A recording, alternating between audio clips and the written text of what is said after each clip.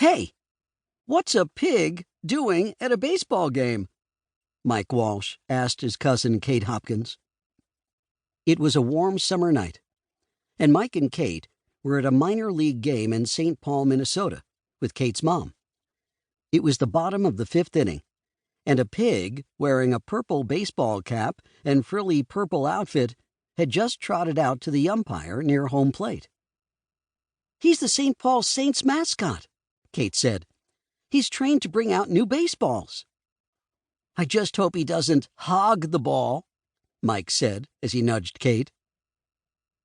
The umpire opened a small box that was strapped to the pig's back and pulled out a fresh white baseball. But before the pig could return to its pen, the catcher caught it. He picked the pig up.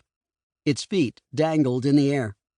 The catcher pointed the pig's snout at the umpire and nodded. The crowd yelled, "Kiss! Kiss! Kiss!" The umpire waved his hands and turned his head away, but the crowd roared more and clapped louder. Finally, the umpire turned back. He held up his hands and leaned over.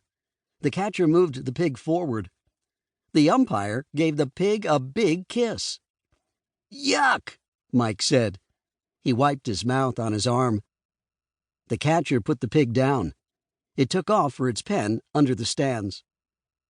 "Hey, I bet you don't know what position that pig plays," Mike said. "No, what?" Kate asked. "Short slop," Mike said as he collapsed into laughter.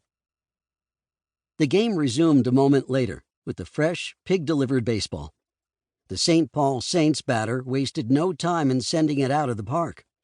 With a loud whap, his bat connected with the first pitch for a home run. The fans cheered as he circled the bases. The Saints were now ahead of the Chicago Dogs by 3 runs.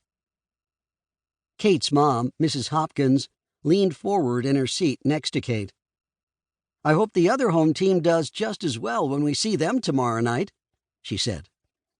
Mrs. Hopkins was a sports reporter. She often brought Mike and Kate with her when she traveled for work.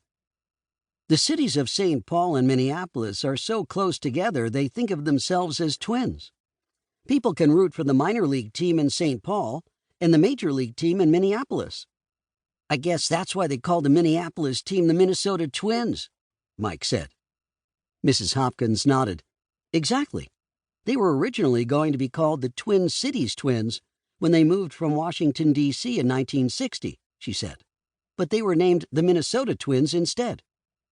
"I read about that on the plane," Kate said. She loved to read. "That's why their big bear mascot is called T.C. Bear. It's short for Twin Cities Bear." Down on the field, the next St. Paul Saints batter grounded out to end the inning. "Wait until you see the giant neon sign near the Twin scoreboard," Mrs. Hopkins said. "It has an outline of the state with twin baseball players standing on opposite sides of the Mississippi River shaking hands. They represent the cities of St. Paul and Minneapolis. Can you guess what their names are?" "Fred and George?" Mike asked. "Like in Harry Potter?" Mrs. Hopkins laughed and shook her head. "Good guess, but no. You need to be thinking about the names of the twin cities." "How about Minnie and Paul?" Kate asked. "Like Minneapolis and St. Paul?" "Yes, exactly," Mrs. Hopkins said. "Oh, I was just about to guess Marco and Pedro," Mike said. "The twins." The twins were twin brothers who played for the Minnesota Twins. Marco was their star second baseman, and Pedro was their star first baseman. They were famous for making triple plays, which are rare.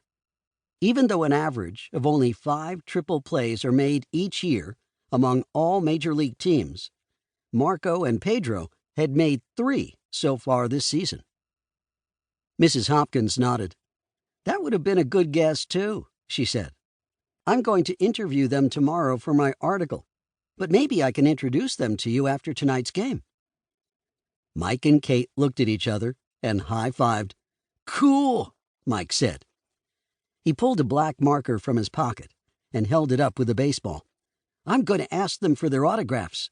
If they win 2 more games, The Twins will clinch a spot in the playoffs for the first time in a really long time.